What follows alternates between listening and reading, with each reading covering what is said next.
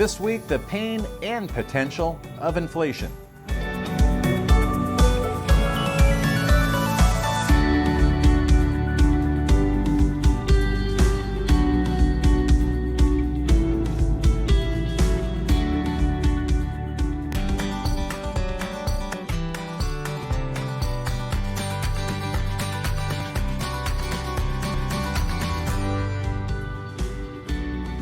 Welcome back to the Industry Leader Update.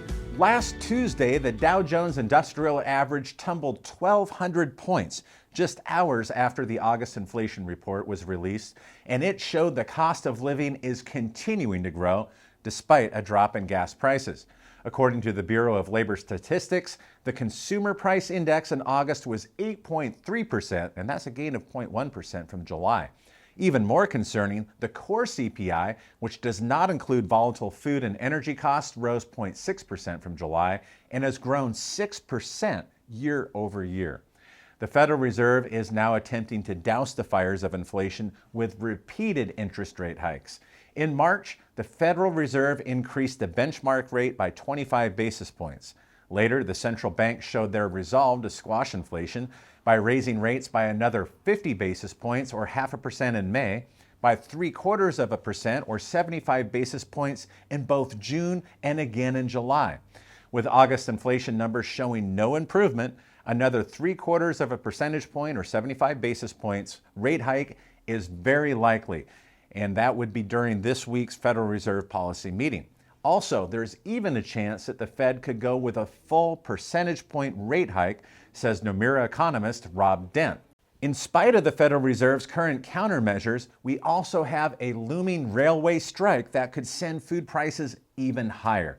And that strike would shut down nearly a third of the nation's freight, which would worsen the growing supply chain interruptions that we have today. While the average American is now feeling the pain of inflation, retirees are especially hard hit.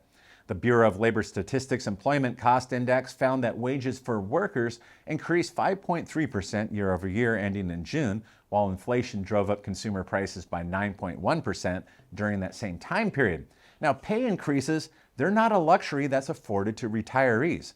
While last year's Social Security cost of living adjustment was 5.9%, the bite of inflation and increased Medicare Part B premiums went from 148 to 170, and that erased any gains. And those who are drawing a fixed amount from their investment accounts may have to reduce their withdrawals to avoid shortening their portfolio's lifespan and running out of money early. Now, as dire as these economic developments may be, the pain of inflation also has a silver lining, some potential. And that potential is for older homeowners to tap into their home's value and secure a source of cash flow if needed.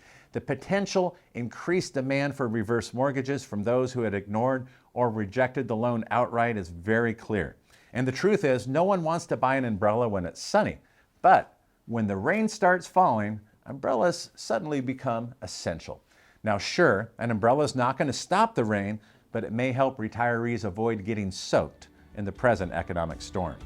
Now, what are your thoughts? Leave your comments in the comment section below. And if you'd be so kind as to share this video with other professionals, traditional or reverse, we greatly appreciate that. Don't forget, we have a YouTube channel. Be sure to hit the subscribe button and hit the like button for this video if you appreciate the work that we put into each and every one of these episodes.